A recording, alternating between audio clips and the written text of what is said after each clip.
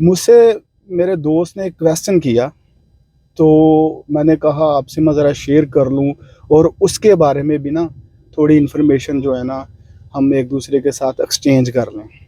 अच्छा, मेरे दोस्त ने एक क्वेश्चन ये किया कि आजकल जितने भी बहन भाई होते हैं, इनमें नाइत्तेफाकी क्यों है? यानी कि मतलब जो पुराने लोग होते थे, पुराने वक़्त की बातें हैं, मतलब इतनी पुरानी भी नहीं, आप लगा लें कि कोई 10-15 साल पहले की बातें हैं कि जितने भी पहले के लोग हैं वो आपस में बड़े इत्तेफाक से, मोहब्बत से, रवादारी से, भाईचारे से रहते थे। आजकल की जनरेशन्स को क्या हो गया कि वो उनके अंदर नाइत्तेफाकी क्यों है? तो मैंने अपने भाई को, उस दोस्त को आंसर दिया।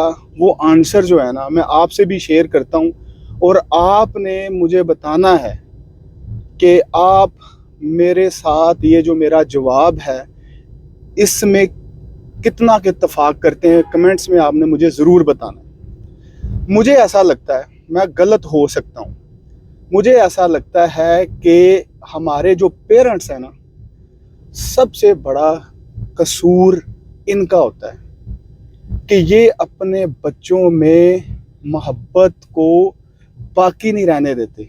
मतलब आप ये कह लें कि माना कि अनबन हो जाती है बहन भाइयों में, तो उसको रिजॉल्व कौन करता है, उसको ठीक कौन करता है?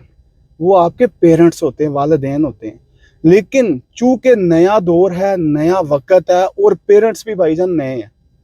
आजकल के पेरेंट्स यकीन माने वो कहते हैं कि भाई भाड़ में कोई जाए।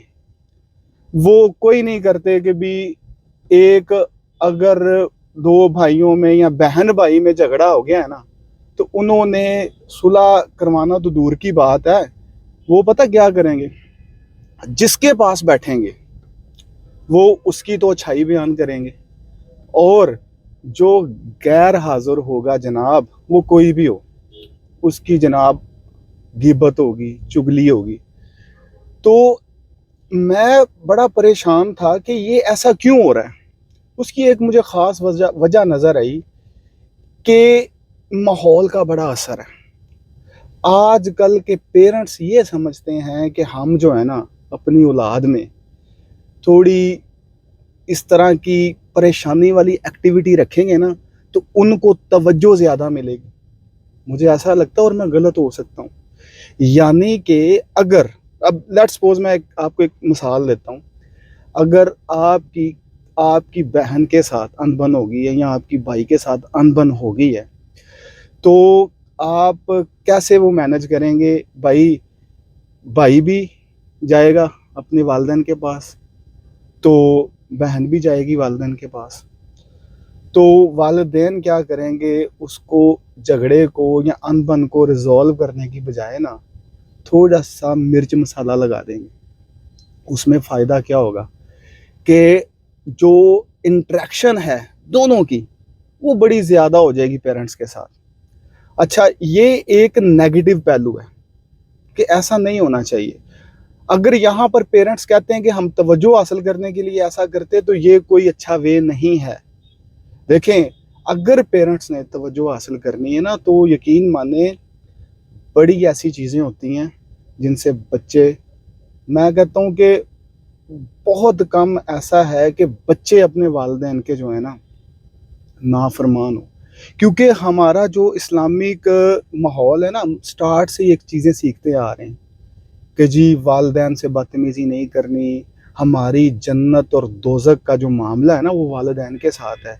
हम कुरान पाक को फॉलो करते हैं, पढ़ते हैं और उसमें भी ये लिखा हुआ है कि हमने ना उफ़ तक नहीं करना।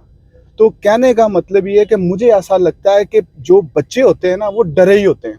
मुझे नहीं लगता कि बच्चों की तरफ से कोई ऐसी बात होती है कि जो वो बदतमीज़ियों पे आ जाएं।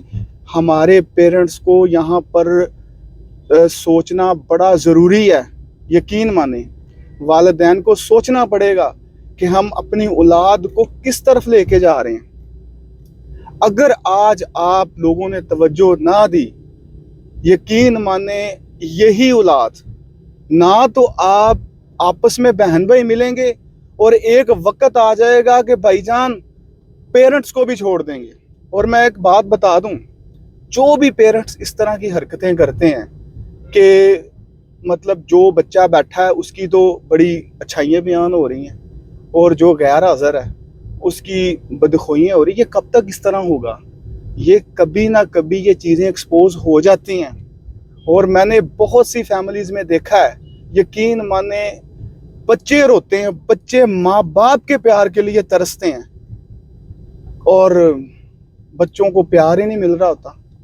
मैं बताऊं, मैं ऐसी फैमिलीज़ को जानता हूं जहां पर ना बाप से बातें करने के लिए लोग ना बाहर निकलते हैं बहाने से कि यार किसी तरीके से मेरा बाप मुझसे बात कर ले, मैं उनके अल्फाज सुन लूं।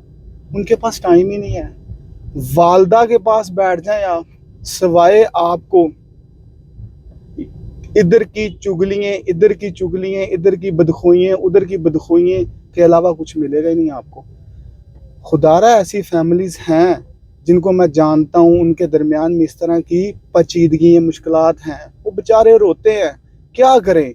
और मैं आपको एक मैसेज देना चाहता हूँ, जो आपके वालिदैन जिस तरह के भी हैं, खुदारा यकीन माने आप अल्लाह के वास्ते आप अपने औलाद को टाइम दें, उनसे इतनी मोहब्बत रखें, उनकी मुश्किलात को देखें, उनकी चीज़ों को देखें, उनकी ज़रूरियात को देखें। यकीन माने आज अपने बच्चों के साथ आप अच्छा बर्ताव करेंगे, वो कल आपको आसमान पे उठा के रखेंगे। और मैं ये कहता हूँ, मैंने बहुत कम केसेस देखे हैं कि जहाँ पर औलाद अपने वालिदैन को दुदकारती है, और बहुत सी रीज़न्स होती हैं। मैं आपको एक बात बता दूँ, सबसे बड़ा जो यू टर्न होता है ना, वो शादी होती है। एक बच्चा वालिदैन के लिए जो बहुत ज़बरदस्त और पसंदीदा होता है ना, शादी के बाद यकीन माने वही वालिदैन के लिए बच्चा जो है ना, वो बड़ा समझे कि जिन बन जाता है। वो बच्चा उसको बुरा लगना शुरू हो जाता है, वही बच्चा, हालांकि बेटा तो उसी का है।